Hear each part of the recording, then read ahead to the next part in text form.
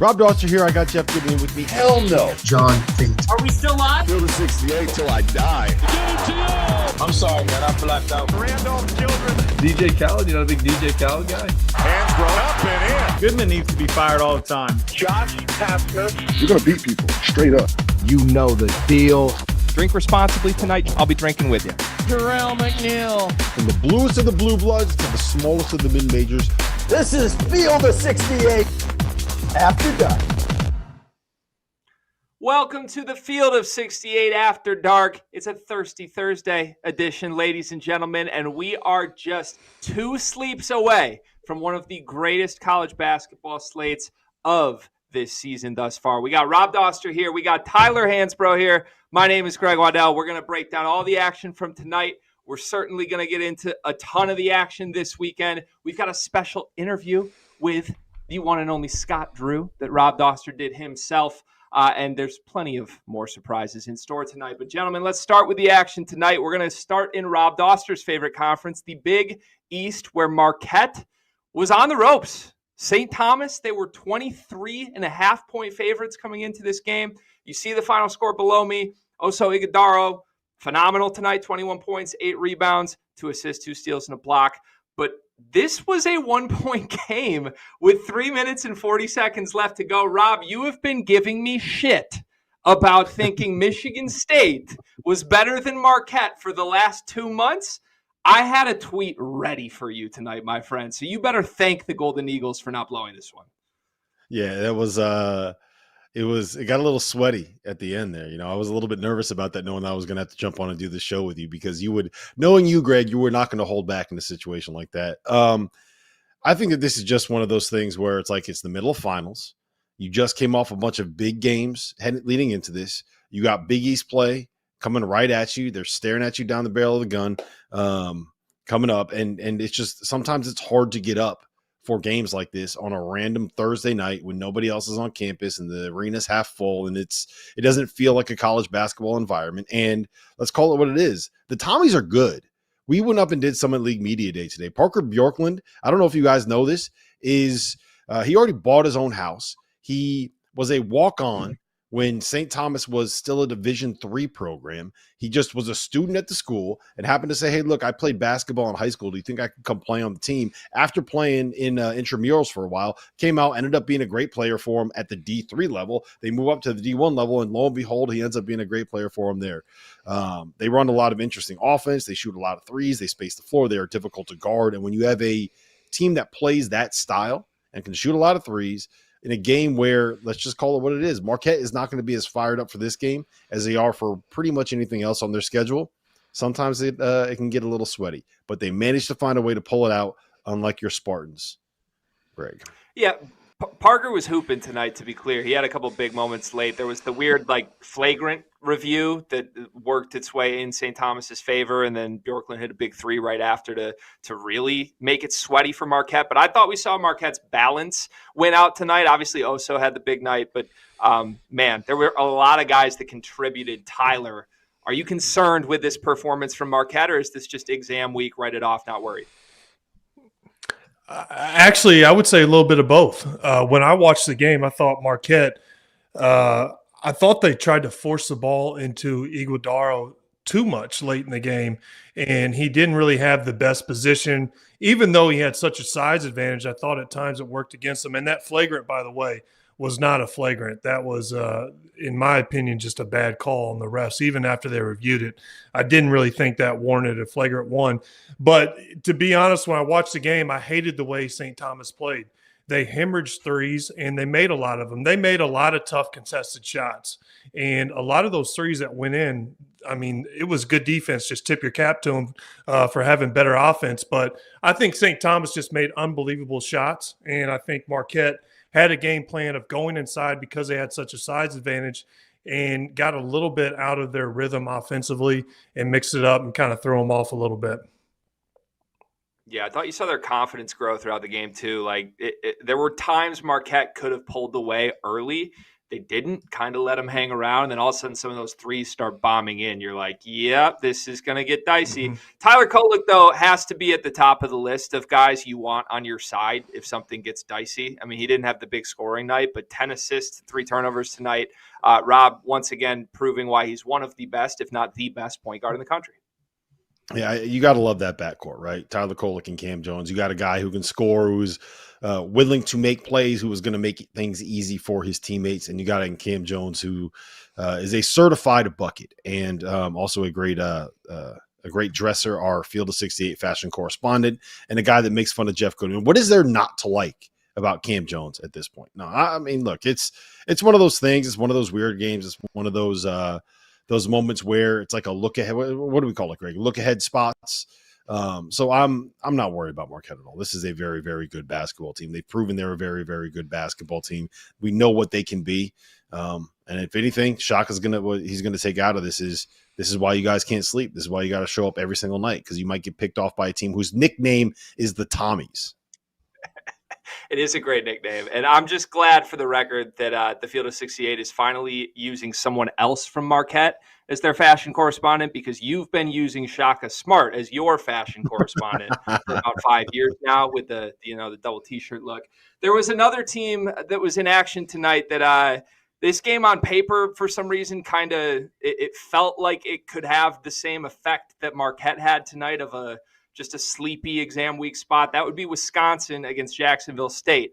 Instead, Wisconsin wins pretty comfortably in this one. They did end up, I think they got it all the way to 21 points late before a little bit of a backdoor cover from Jacksonville State. But quite a bounce back for the Badgers after getting blown out by Arizona the last time that they were in action. Tyler, what did you see from the Badgers tonight?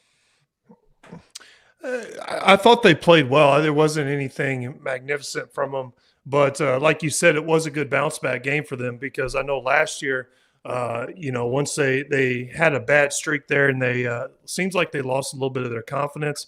But it's good to see that they can bounce back from their losses. And by the way, Arizona is a quality loss. There's arguably the best team in the country. But to me, this was just I thought Wisconsin was just, had more power than Jacksonville State, just to be brutally honest. And this is one of those games that could be a setup game.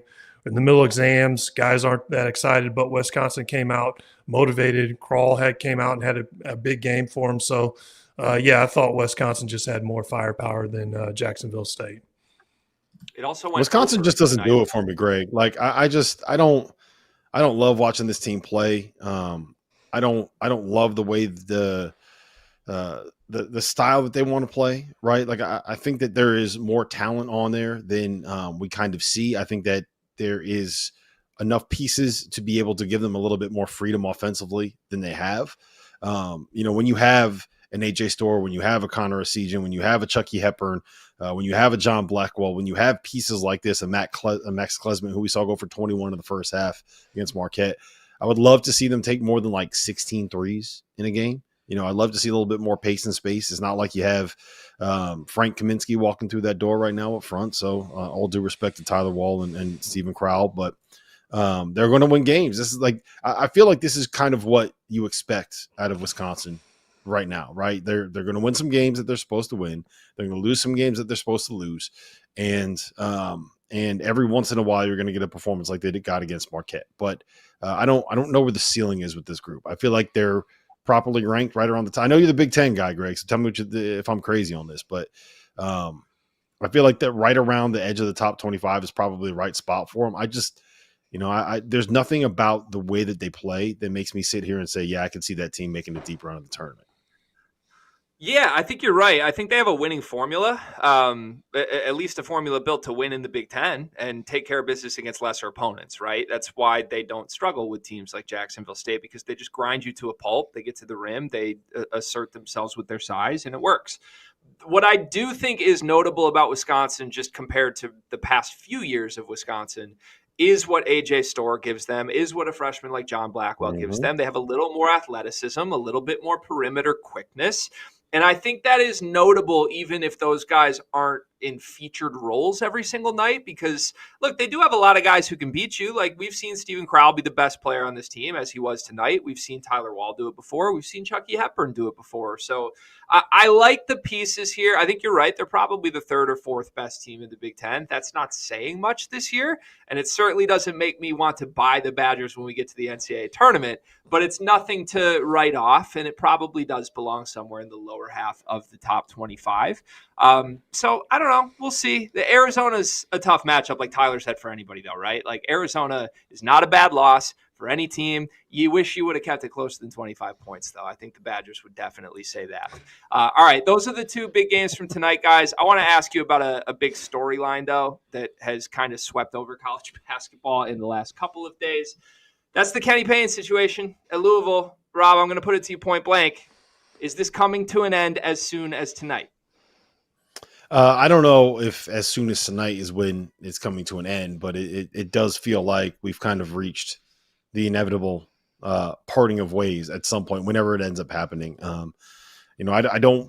wanted it to work out for Kenny Payne there. I was hoping that he would find a way to figure it out this season, but between the listless effort that we got from Louisville last night and the fact that they had to put out two different releases yesterday about a player that they said had informed them that wanted to transfer, who then tweeted that I did not inform them that I want to transfer. I don't want to transfer. I want to stay at Louisville. And then they had to put out a statement correcting that. Like, that is just, it's not a good look, even if there are mitigating circumstances involved in that specific situation. But it feels like this thing has kind of run its course. And for me, Tyler, it's always been like, this is Louisville.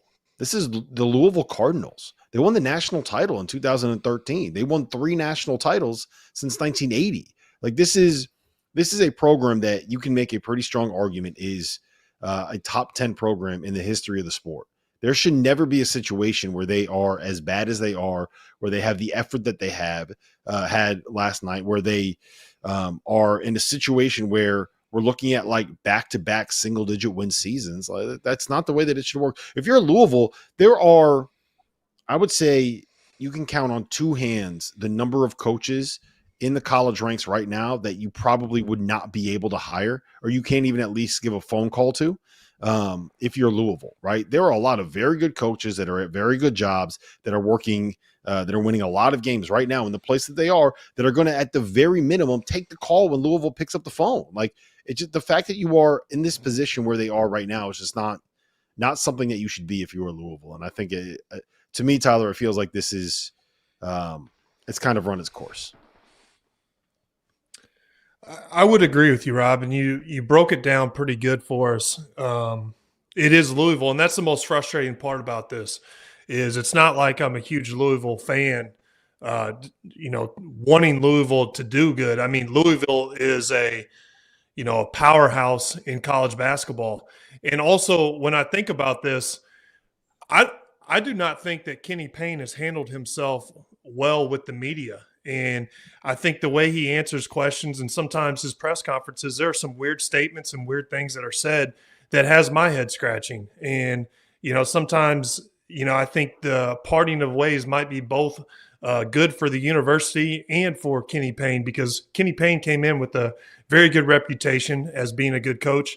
And right now it seems like that is he's kind of getting joked around and laughed at, not really looking in the same regard as he did before he went into Louisville. And Louisville is a place where you can go out and get quality coaches. It's not like who's available. It's like, oh, we can go out and get somebody that is a quality coach that can win now. And that's the most frustrating part. And I know some Louisville alums, they want to see Louisville, good again. And so does college basketball. So I think it would be good for Kenny Payne and Louisville to part ways. And nothing against Kenny Payne personally, but their team hasn't performed or played like it wants to play for a coach, to be honest with you. Yeah, that's the read that I'm getting on it too. Like and there's 2 other things I want to add to that. Like you mentioned about what he says in press conferences. The perfect example is when he called out a player for not wanting to play because they had the wrong tights as he was coming back from a groin injury. Like, do you know how often that happens in a locker room in this day and age in college basketball? Like, I can't tell you how many texts I got from coaches that were like, why is he talking about this public. Like this, there's nothing uncommon about a kid not being happy with this gear. And the other thing is, like Kenny Payne is a Louisville legend. Like you don't want this to get to the point where people don't want him to come back. You want him to still be able to have a good relationship with the university and not something where he's just constantly dragged. And it feels like that's where this is going to lead to if they let this thing play out. There's no benefit. Yeah. Rob, sometimes weird things happen in locker rooms led by program legends. I just want to make that clear. Coming up, we're going to talk about some top 12 teams who can actually win a title. That's next on Afternoon. As you guys know by now, we've partnered with BetMGM Sportsbook for this college basketball season. We're going to be using BetMGM lines to make all of our picks and predictions throughout the college basketball season. And we are going to have special offers for you, the listeners and the viewers on the Field of 68 each and every week during the season. If you haven't signed up with BetMGM yet, use the bonus code FIELD1500 and you will get up to a $1,500 first bet offer on your first wager on BetMGM Sportsbook. Here's what you got to do. Download the BetMGM app. Sign up using the bonus code FIELD1500. Deposit at least $10 and place your first wager on any game. You will receive up to $1,500 in bonus bets if that bet loses. Just make sure you use the bonus code FIELD1500 when you sign up. And remember, BetMGM is now available under one wallet in select states. As a New Jersey resident, this is super convenient for me when I have to go cover games in New York or Philly. When crossing state borders, just log into your existing account instead of having to create new accounts in each state that you go to. And most importantly, I got to let you know, we do have some fun stuff coming up for this college basketball season. Bet insurance tokens, college hoops odds boosts, my personal favorite, parlay odds boosts. So download the BetMGM app today.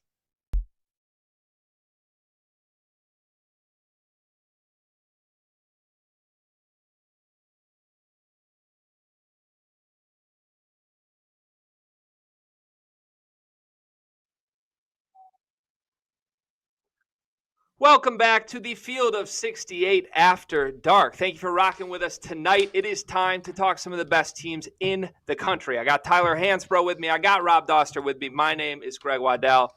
Gentlemen, here's a simple number. 100% of college basketball champions since 2004 were ranked in the top 12 in week 6 of their respective season that they won the national championship. History tells us that there are 12 teams this season that are now in play going forward to cut down the nets this season. Those 12 teams are Arizona, Kansas, Purdue, Houston, UConn, Baylor, Marquette, Creighton, North Carolina, Gonzaga, Oklahoma, and Tennessee. We'll go around the horn here. I want to ask some trust level questions. Who do you think is the favorite here? Who do you think is a fraud in this group? Tyler, we'll start with you, and let's start on the positive side. If you had to pick one of this group of 12 right now on December 14th, who is your best bet to win a national championship this season? I would go with Kansas. Bill Self. I think arguably he's the best coach in college, but also Hunter Dickinson's playing unbelievable. Kevin McCullough is playing very well too. They have a lot of pieces. The one concerning part about Kansas to me is their lack of depth, and I think that can haunt them. That worries me.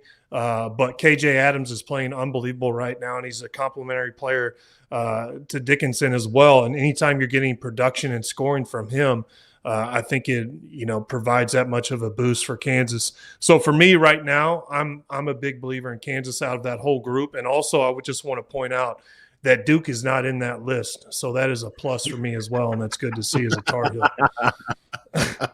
No Duke and no Kentucky. It's the greatest day ever for Tyler Hansbrough here. Oh man.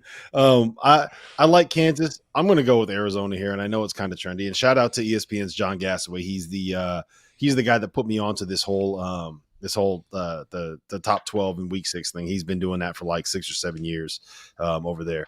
But yeah, I mean, look, I think it's Arizona. I think they are built to win in the month of March. They have the big guy inside to deal with people like Zach Edey, to deal with people like Hunter Dickinson, to deal with people like Donovan Clingan. They have as much guard talent and as many playmakers as anybody in college basketball. And if you look at teams over the years, one thing that we see over and over and over again is to be able to win a national title, you need to have 2 playmakers, 2 point guards on the floor. They basically got 3 with a guy coming off the bench as well. They are athletic. They have a guy at the 4 in Kashad Johnson, who I think is the most underrated addition in all of college basketball this season. He allows him to be switchable. He allows him to be versatile, and he's also averaging 13 points a game. So to me, it's Arizona. The level of toughness, the level of playmaking, the level of shot making, and the fact that guy that they got coaching, Tommy Lloyd, he's won a lot of games at everywhere that he's been, Gonzaga and Arizona. So I know I'm kind of like it's a cop-out move here, Greg, but I'm going with the number 1 team in the country. They are actually the number 1 team in the country. I don't know if it's a cop-out move if you own up to it being a cop-out move. I'm going to have to think on that one for a little bit. But what I would like to do, guys, I would like to cross-examine you both a little bit here, if you don't mind. I'll go back to Tyler first here. Kansas, good basketball team. They're 9-1 on the season. They've fallen to 12th in KenPom. Like I was surprised when I looked at it. They are the lowest of the 12 if you go by the KenPom analytics, right, and not the AP poll in this. If you would have told me at the beginning of the season they've won 9 of their first 10 games, I would have expected like, oh, yeah, they're like 1 or 2 in those metrics. They're not. They have had some scares, including a game against Eastern Illinois that was tied with 3 minutes left. It kind of feels like they only have 4 players. If they don't have a 5th guy emerge, are you really sticking with that as your favorite, or is this more about what they could be at the end of the season? Yeah, it is based off of those 4 players that you just mentioned, but also I do want to say that they can develop some guy. Someone off the bench is going to provide them with some scoring opportunities. I think Timberlake, he may be a shooter that they can rely on and come in off the bench and give him a little bit of a lift. But I don't really go by the KenPom analytics all the time. I do say that they have probably one of the best quality wins is that's when they smacked UConn in Kansas. And I felt like UConn is the hardest playing team in the country, and they have the most sophisticated offense. So they make you guard. And the fact that they beat UConn in Kansas, and I know that, Kansas isn't an easy place to play, I feel like that makes me believe them that much more. I'm sorry to bring that up on you, Rob. Just throwing daggers everywhere, man. Taking shots at everybody. No one is safe for Tyler Hansbrough tonight. Rob deserves it for the record because he didn't pick his UConn Huskies to repeat as champions here. Let's never forget that. If Dan Hurley does find himself on a ladder in April, we get to hang this over your head, Rob. I want to pick apart your Arizona pick real quick, though, as well. So they have 3 very good wins, right? They have 3 very good wins. Duke and Cameron is obviously an impressive win. Tyler can tell us all about that. That's a very, very difficult place to play. Michigan State on a neutral, that's not the win we thought it was. Wisconsin and Arizona, you just said you're skeptical of Wisconsin. Like, have we seen Arizona truly beat, including Duke? They don't look like what we thought they were. Are you really that impressed by any of their wins this year yet? I mean, yeah, you go into Cameron and you win. That's always going to be impressive. You beat Wisconsin they were up by 30 in the second half, and the one thing that Wisconsin doesn't do is get blown out.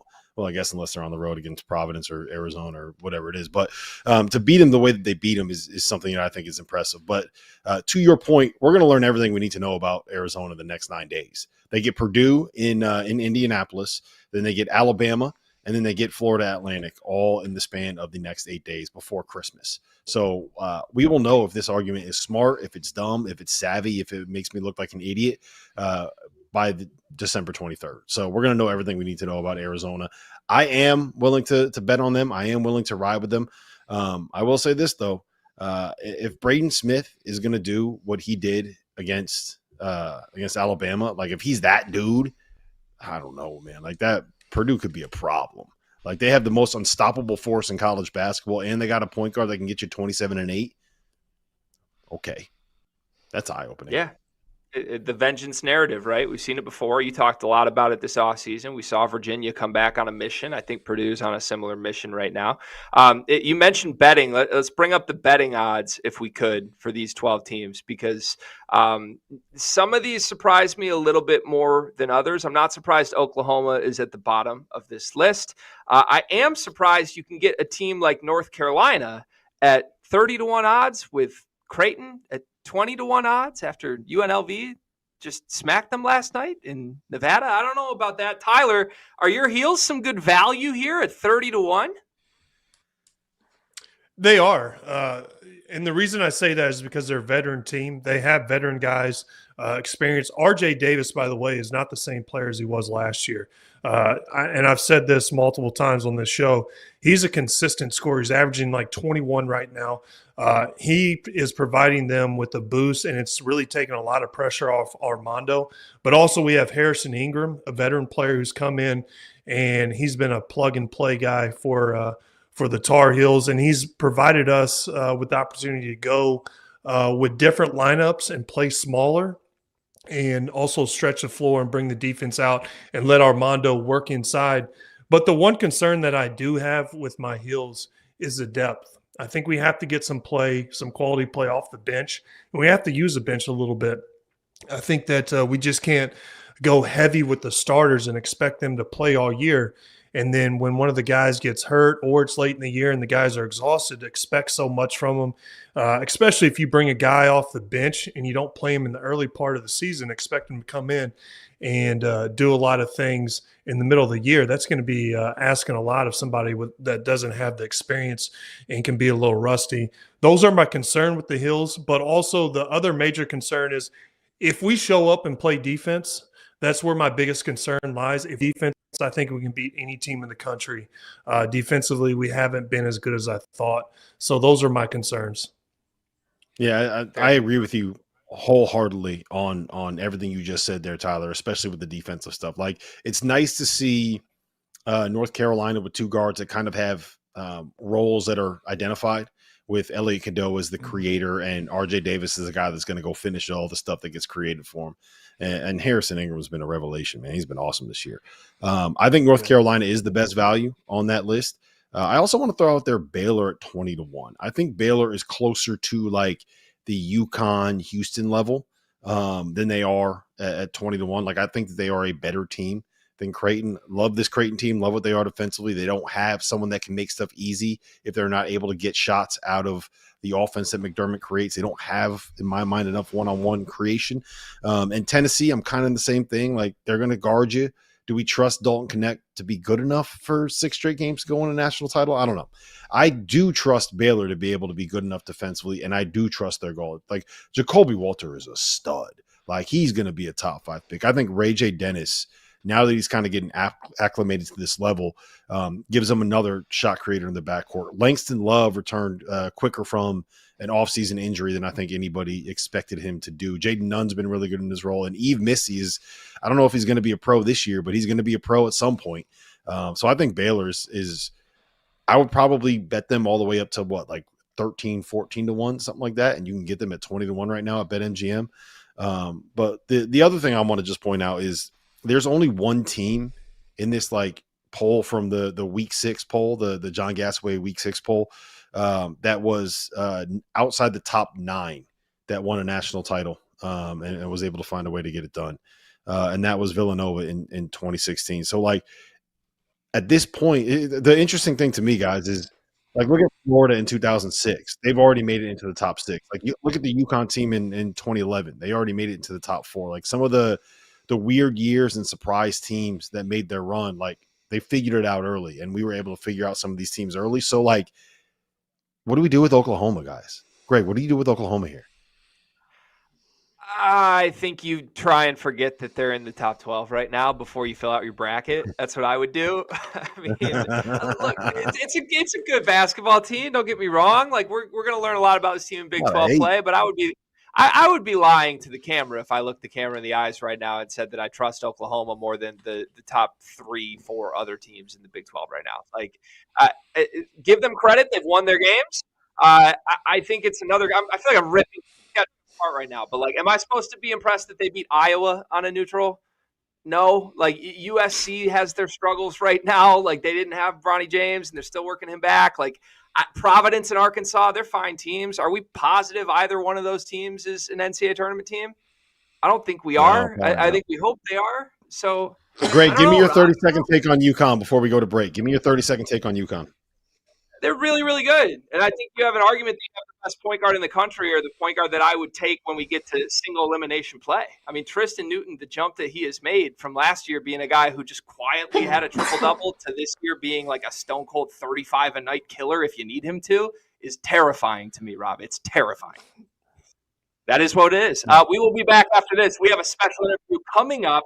Rob Dauster, our own, with Baylor head coach Scott Drew. We're going to talk the Big 12. A lot of teams in those 12 we talked about from the Big 12 conference. Coming up next on After. As you guys know by now, we've partnered with BetMGM Sportsbook for this college basketball season. We're going to be using BetMGM lines to make all of our picks and predictions throughout the college basketball season. And we are going to have special offers for you, the listeners and the viewers on the Field of 68 each and every week during the season. If you haven't signed up with BetMGM yet, use the bonus code FIELD1500 and you will get up to a $1,500 first bet offer on your first wager on BetMGM Sportsbook. Here's what you got to do.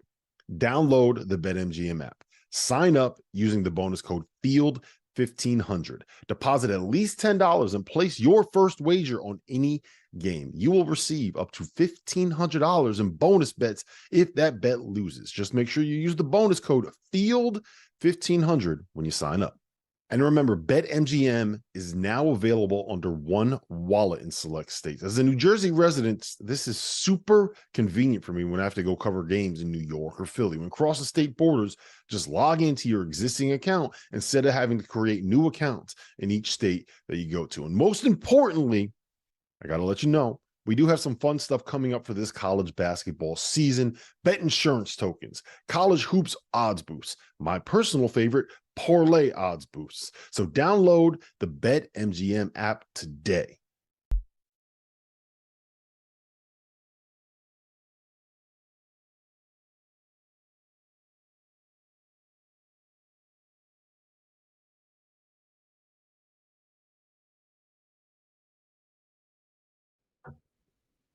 We are back here on the Field of 68 After Dark. Rob Dauster is in the building. Tyler Hansbrough is in the building. My name is Greg Waddell, and we are pleased to be able to now show you an interview with the one and only Baylor head coach Scott Drew. Baylor, one of the teams we just talked about in our 12 teams that could win a national title this year. The Bears off to a 9-0 start. They've got Michigan State this weekend. Rob got to sit down with Scott Drew himself.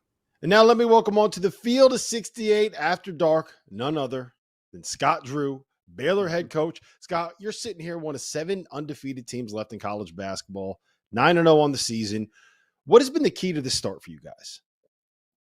Well, that means you've won some close games. Your team is bonded, blended, played well together. And that's for all of us coaches, that's a little different because we're used to returning a lot of players and maybe having 3, 4 new guys rather than 6, 7, 8 new guys. So I really got to compliment our players for sacrificing for each other and playing for each other. And our staff, assistant coach has done a great job bringing in people fit our culture. Ray J. Dennis. Everyone is talking about Jacoby Walter, and deservedly so. He's playing like one of the best freshmen in America. But for me, it's been Ray J. Dennis for you guys. The toughness, the ability to pass, what he does defensively, the fact that he's shooting almost 50% from 3. What has he provided? I mean, the transition for him from Toledo to the Big 12 has been seamless. Well, it starts with him, the person, and he comes in MAC Player of the Year, and he comes in, he wants to learn, he wants to get to know the players, and from his work ethic and just how he approaches things, it's easy for our players to listen and allow him to lead from the standpoint. You always got to have a point guard out there leading the team, but one that they enjoy as a person and as a basketball player is a lot easier to follow. And his high character work ethic allows him to be somebody that players want to play with. his ability to pass the ball and willingness to make sure that his teammates are getting the ball on time, on target, and constantly encouraging them. He's a fun guy to play with. You see why his teams win. And as you know, if your team's undefeated, it's not one player, it's not two players, it's a team effort. College basketball, every night there's upsets, and that's because there's a lot of parity. So you have to have a really good team. Yeah, and it helps when you as a team shoot 46% from three. That's never going to hurt things. I want to ask you about the defense because when you guys were winning national championships in 2021, you were one of the best defensive programs in college basketball. Last year, you guys weren't that, and it feels like you're getting closer to being, I don't want to say the Baylor of old, but I do feel like the best Scott Drew teams are the teams that are going to be able to get out there and really, really guard you. Well, I think year to year, your teams are going to have different strengths, weaknesses based on personnel. Last year, anything doesn't go well, I need to take responsibility first and foremost. And I didn't do a good enough job putting our guys in a position, a scheme, getting them ready to defend at a higher level because our offense was elite. Second best offense in the country, and an offense that could win a national championship. Our offensive rebounding was very good. Our defensive rebounding, our defense was not. And that first starts with me. And our staff has done a great job, I believe, in adjusting and helping tweak things to make it better for our personnel this year. And at the same time, players are the ones that make coaches look good. They're the ones that make plays, and the guys are really bought into being good offensively and defensively. Currently, we have the number one offense in the country and one of the better rebounding teams in the country. But defensive rebounding, we're getting better, and our defense has gotten better. And now we have a chance to see what areas we need to continue to improve on and how it stacks up against the nation's best programs in Michigan State and Duke. Jacoby Walter, you've seen pros come through your program. How good can he be? Well, first, Jacoby is a complete joy, delight to coach. A five-star guy with a 0-star ego. He's humble, he's hardworking, he's coachable, he's a great teammate. He cares about all the little things, and I can tell you that his parents did an amazing job with him, and his character is going to allow him to reach his ceiling. So I don't know what his ceiling is, but whatever it is, his work ethic and character will allow him to reach it. Where sometimes if you don't have all those things working for you, and you don't have the circle of people around you that can tell you the truth and help you stay focused to reach your full potential. Players there's a lot of pros, and then there's a lot of pros that reach their full potential. There's guys that play overseas that reach their full potential. As a coach, I just want our team to reach our full potential. I've done my job if I've gotten them to the highest level, and it's up to us to bring in people that, if they get to their highest level, can win a national championship. And Jacoby is again going to reach his ceiling because of all of the intangibles he has. All right, Scott, the last thing I got for you is we are trying to have a little bit of a power shift here at the Field of 68. I need your backing on this. We're going to get rid of Jeff Goodman. We're going to start phasing him out. And we're going to bring in Talia Goodman. Do I have your support in this endeavor? Well, that's definitely what we call an upgrade. You know, hey, Talia's a superstar, and she's phenomenal, and Jeff's done a great job with her. I really like your fashion breakdown, and I'm interested to see just where Jeff goes with this. Yeah, look, there's nowhere to go but up with Jeff Goodman's fashion. Scott, safe travels. Thanks for jumping on with us tonight. Oh, thank you, guys. Rob, be honest with us. How much of your belief in Baylor as a value bet to win a national title is just Scott Drew's charm? He charmed you, didn't he? Yes, 100%. It's probably Probably like 80% Scott Drew's charm and 20% the fact that I think that they have a bunch of really good players and a really good coach. But it's very hard to pick against the guy that is always that happy. He invited me down to Waco. As soon as we entered the interview, he was like, "Hey, come down to Waco. We'll do some bass fishing. You'll catch bigger fish down here than you'll ever catch in New Jersey." I was like, "I guess I got to go to Waco." That guy's just the best, man. He truly is. So, Tyler, there's two teams in the Big 12 that are both right in the top 5-ish range, depending on what sort of poll metrics you're looking at, that still have yet to lose a game this season. That would be Houston and Baylor. Point blank, which team do you believe in more? Baylor. And the reason I say that is because Houston's entering a new conference, and I think the Big 12 is going to present them more challenges this year than they've had in past. And that's not a knock on Sampson. But also, I will say that Baylor, they have Jacoby Walters, who is an incredible player, and I think he is one of those guys that you can rely on to get you a bucket when you need it. And also, I am a big fan of what Scott Drew is doing there. Come March, his teams are extremely tough. So I'm banking on Baylor for, who I believe in more out of those two teams. What's your answer, Rob? I'm going to go with Baylor as well. And the reason that I say that is I think Houston is an elite defense that has good enough offense. I think Baylor is a team that is elite offensively that has a good enough defense. And I tend to buy into the teams that are elite offensively with a good enough defense because I think you can figure it out defensively and torch people offensively. I think it's easier to do that than it is to try to figure things out offensively and hold people to like 58 points, right? I think the perfect example of this is Tyler Hansbrough's 2009 national championship team. If you go back and look at the numbers, they had the lowest defensive rating on KenPom heading into the NCAA tournament of any national champion, and they won every single game by double digits going into the NCAA tournament. So I ride with the teams that are great offensively, that get the job done defensively, and I think that's what Baylor is. All that said, Houston's awesome. Like that is their Final Four good, right? You're asking me to pick like my favorite kind of pizza here. Everybody loves cheese pizza. Everybody loves pepperoni pizza. Everybody loves bacon pizza. Some people just have a favorite flavor. I'm all in on Houston too. I don't want to disrespect the Cougars because Kelvin Sampson, he intimidates me.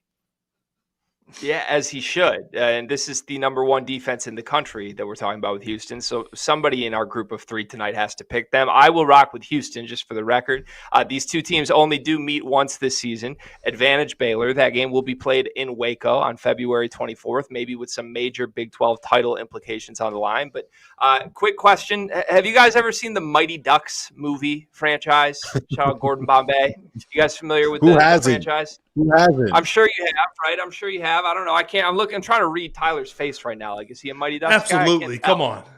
Yes. Okay. I just figured. I had to make sure. Well, if you're a Mighty Ducks connoisseur, as I am, you know that when you have an Adam Banks situation going on, you don't bet against the team that ended up with Adam Banks, okay? LJ Cryer left one of these programs for the other program. Fellas, when we get to the NCAA tournament, give me the team with Adam Banks. Give me the team with LJ Cryer. There's a very nice second tier in this conference as well, beyond the two teams we just talked about, and beyond Kansas, who we spent a bunch of time already. Tyler loves the Jayhawks, but there are other serious contenders. I would say that the second tier right now consists of BYU, consists of Iowa State, consists of Oklahoma, who is still yet to lose a game this season. Out of that group of three, Rob, which team would you pick come March? Oh, man. I do like BYU, and I know that is like, I don't know if that's a trendy pick. I don't know if I'm just buying into the KenPom stuff. I like BYU. I'm not ready to buy into Iowa State yet. But look, I'm taking Oklahoma. Okay. I said this the other day. I think that this team is legit. I think that they have two really good point guards, one who is a scoring point guard and one who understands he is a facilitator. I think that they have like 3 or 4 guys that can play the 3 or 4 spot, that are big, that are long, that are athletic, that understand that their job is to go out there and be switchable and be big and be long and be athletic. I think Otega Owe has made the leap to being like a star. And if you kind of look at the trajectory that he's on, like it's not all that dissimilar from the trajectory that Buddy Hield was on when he first showed up on campus. I'm not saying that he's going to end up being the National Player of the Year when he's a senior. I'm just saying that he is pointing up. I like what they got at the 5 spot and Sam Godwin and John Hughley. I love the way that team is built. I think that they are 9-0 for a reason. They haven't beaten anybody yet that would make you say, wow, that team is like, I'm all the way in on them. But, they got North Carolina coming up here in exactly 6 days. And we'll find out everything we need to know in that matchup right there. Tyler, can you please break it to Rob what's going to happen when your Tar Heels play his Sooners?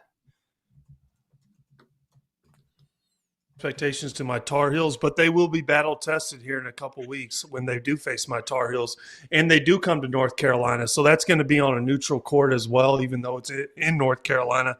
But I'm going to roll with Rob here. I'm agreeing, and I've been agreeing with him a lot tonight, which I'm not really a fan of. But Uzan for Oklahoma, they have a lot more scores, in my opinion, than these other second-tier teams. I still think he's going to develop Uzan, and I think he's going to become a better player. And I see more potential as the season goes on for this team to grow and get better even through the season. All right, I like that pick. All right, gentlemen, we've got a great weekend ahead of us. The best slate of the season thus far coming up. We're going to preview all of the games next on After Dark. As you guys know by now, we've partnered with BetMGM Sportsbook for this college basketball season. We're going to be using BetMGM lines to make all of our picks and predictions throughout the college basketball season. And we are going to have special offers for you, the listeners and the viewers on the Field of 68 each and every week during the season. If you haven't signed up with BetMGM yet, use the bonus code FIELD1500 and you will get up to a $1,500 first bet offer on your first wager on BetMGM Sportsbook. Here's what you got to do.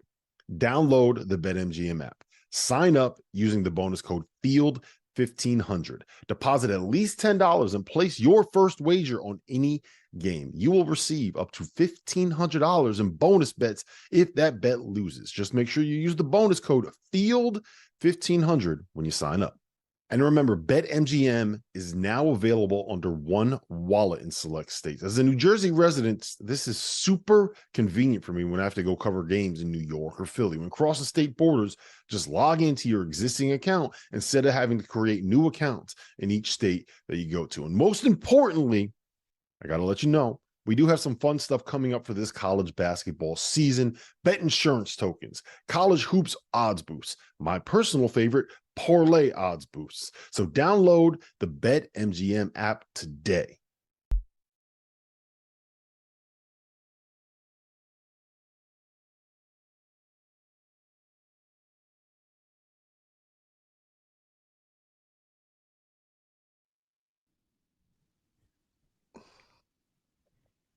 We are back here on the Field of 68 After Dark. And gentlemen, that entire commercial break, I was getting the shakes. I'm going to be honest with you. That's how excited I am for this slate. We got Tyler Hansbrough in the building. We got Rob Dauster in the building. My name is Greg Waddell. And a little behind the curtain for those of you watching at home, we have a rundown sheet that we put together for these episodes, kind of plan out where we're going to go. Of course, for the weekend preview, the one and only Rob Dauster wants to start with UConn and Gonzaga, as if that's the game of the weekend and there isn't, number 1 versus number 3 for the number 1 team in the country. Rob, I don't know, but let's start with your Huskies, my friend. They're 5.5-point favorites.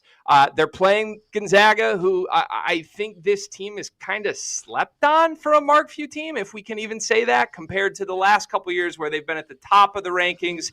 Is this a trappy spot for your Huskies at all? I don't think it's a trappy spot, but I think that it is a spot where you have a team flying across country to go play what is essentially going to end up being a road game and laying 5.5 points while doing it.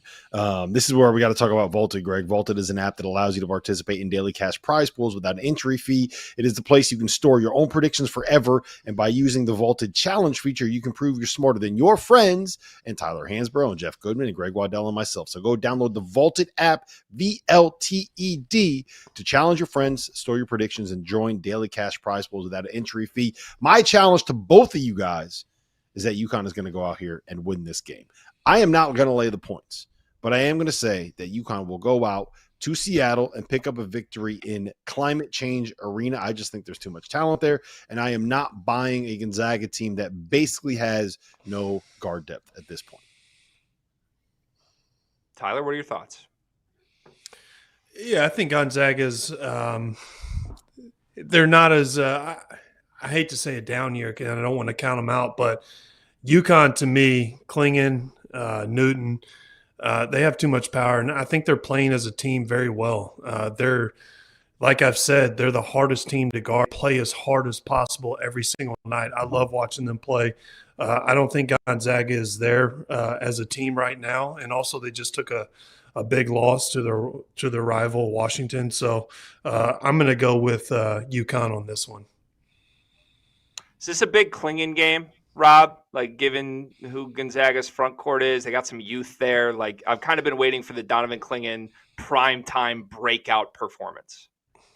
Yeah, I think we're going to see his impact defensively more than anything else, because I don't know if Graham Ike is going to be able to get anything going. But he's not healthy yet. Like, he's dealing with a foot thing on one foot. He's dealing with a toe thing on the other foot. He missed a month of the preseason when you're supposed to be able to get in shape, and he hasn't been able to go out and get in shape the way that he needs to get into shape because of he's dealing with the foot stuff that just needs rest. So I don't know if we're going to see like a 25-point, 16 rebound performance from him, but I think you're going to get double-digit rebounds. I bet you'll get 4 blocks, and I think that the impact you're going to see is Graham Ike is not going to have a very good night. To me, this is going to be a Tristan Newton game. Ryan Nembhard's 6 foot. Tristan Newton was going to eat him up. Ooh, wow. Be careful saying out loud that any point guard in the country is going to eat up a Nembhard. That's not words I you take want it back. to live I'll take by. it back. I'll take it back. I'm Erase telling that. Delete that, Trevor. That's Dump button. Hit the dump button. Hit the dump button. Let's move to what I believe is the game of the weekend. I think it's the game of the season thus far. This is Purdue and Arizona. This game is being played in Indianapolis. It's a pseudo home game for Purdue, but you know the Arizona fans travel anywhere that you go. I mean, Zach Edey against somebody almost his own size, like Tyler Hansbrough. Give us the big down or the big man breakdown of this one. Like, are they going to try and guard Zach Edey one-on-one with Oumar Ballo? I don't think so because I think it's going to put I think you're going to just, if you try that, I think Ballo is going to get in foul trouble, just like every other big man that has tried to guard Edey all year. And I think it's a recipe that really hasn't worked. I think what you have to do is you have to pressure Purdue, and you got to contain, especially Fletcher Lawyer and also Braden Smith. If they have breakout games, good luck, Arizona.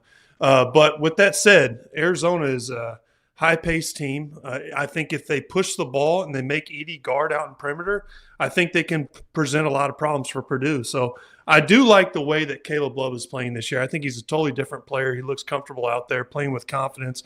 Looks like he's enjoying the game as well. So I'm a big Caleb Love fan too.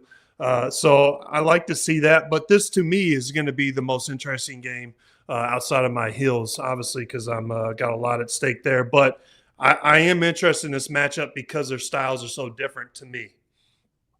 Yeah, I think that the key to this game is exactly what you just said right there, Tyler. It's going to be how do Purdue's guards deal with the ball pressure and the size and the length and the physicality of the perimeter players that Arizona is going to throw at them. What we saw happen in the Duke game was that they were able to climb up into Tyrese Proctor and Jeremy Roach and those guys and kind of limit what they were able to do offensively. And the best way, I mean, honestly, the best way to slow down Edey is to make them run their offense starting like 35 feet away from the basket instead of from the three-point line. Make that entry pass be something that is very difficult because you ain't stopping Zach Edey once he gets the ball in the block. Mm-hmm. So you got to be able to cut off the ability to get the ball to him. I think that Purdue's going to end up winning this game because I'm buying Braden Smith and I'm buying Lance Jones and I'm buying Fletcher Lawyer. I'm buying one of them at least to go off.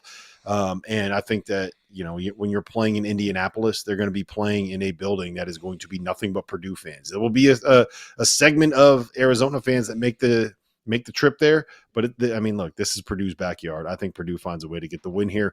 But to me, it's the key is exactly what you just said. How does Purdue's backcourt deal with the perimeter pressure that they're going to get from Arizona's guards? Rob, where were you the night of December 8th, 2021? I have no idea. I can tell you Where- where you where- were. You were on your couch watching Purdue lose the last regular season non-conference game that Purdue lost. That was a full 3 seasons ago at this point. Matt Painter's team has won 32 consecutive non-conference regular season games. This game, notably, being played in the state of Indiana. This game, notably, not being played in the month of March. I'm going to take the Boilermakers in this spot. They got the best player on the floor. I like Purdue to continue their non-conference dominance in the regular season. The next game, you already mentioned it, Tyler. It's your Tar Heels against Kentucky. This speaks to how good this weekend slate is. We have North Carolina playing Kentucky, and it's the third game we're talking about. That seems a little bit ridiculous. Tyler, how excited are you for this game, number one? And number two, what's your prediction? Of course, I'm taking my Tar Heels. I've got a lot at stake because I talked a lot of smack to Big Blue Nation, and they deserved every bit of it, what they've come to me with on Twitter. And you better not let my Tar Heels roll into Atlanta and smack you guys like UNC Wilmington just did in Rupp. But I will say that the key to this game is going to be defense. If we can lock down Reeves and not let some other guy like Reed Shepherd come off the bench and just have a highlight night, I think we win. And also, I know that Kentucky's big man just came back and is playing. I can't think of his name off the top of my head, but I'm looking. Yep, Bradshaw. I'm looking for the Bradshaw and Armando matchup.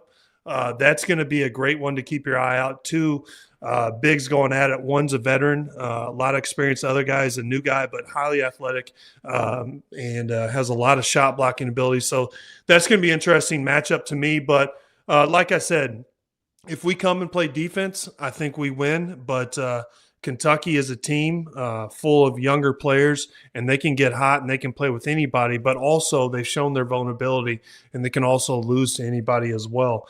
So I'm rolling with my Tar Heels. I think that Kentucky is the most dangerous offensive team in college basketball when they get it going. They don't turn the ball over. They shoot a ton of threes, and they are as lethal when they are getting good looks as anybody in the sport. And they got a guy like Rob Dillingham who is lethal when he's feeling it, even when he's not getting good looks. I think that on the other side of the ball, you got a UNC team who is just as dangerous offensively. They just put up 100 on Tennessee. They put up 62 in the first half against Tennessee. In a normal year, if you get 62 in a game against Tennessee, you had a good game against them. They put up 62 and a half against Tennessee. So I think that what we're going to see here is two teams that are defensive verse, two teams that want to get up and down the floor, two teams that want to score a ton of points. And I don't know if you guys remember this, but in 2017, back when Malik Monk was there, back when Justin Jackson was there, back when all those guys were on the roster, I believe it was the year that North Carolina won the national title. Malik Monk went for 47. Justin Jackson had 34. The final score of that game was 103-100, and it was one of the most electric, entertaining, and fun basketball games that I've ever seen at the college level. And I am fully expecting to get part two of that. I think that the only thing I will say about this is that if you bet the under, you are a complete lunatic. I think this is the most obvious overbet we've ever seen in the history of the sport. I think that there is no number, Greg, that you could give me that I will take the under on. Mostly just because nobody bets the under. Life is too short to bet the under. But this is going to be an unbelievable game. If you're going to make me pick someone to win, I'm going to pick North Carolina just because Tyler's kind of intimidating. I don't need him getting mad at me. Let me tell you right now, you do not want to go one-on-one with Tyler Hansbrough in any setting, okay? I learned a harsh lesson on the ping pong table in Houston. Rob, quick question for you. If someone does go Malik Monk, if we get that type of performance, who's the player that does that in this game? Rob Dillingham. It's going to be Rob Dillingham or RJ Davis. I think that both of those guys end up going for 30-plus. That's my hot take. That's my prediction right there. Yeah. All right, give us a score prediction, Tyler, quickly. I'm going to go 96 to 84, my Tar Heels. High scoring, baby. You got to love it. This is going to be a great weekend, ladies and gentlemen. We thank you for rocking with us here on the Field of 68 After Dark. For Rob Dauster, for Tyler Hansbrough, my name is Greg Waddell, and we'll see you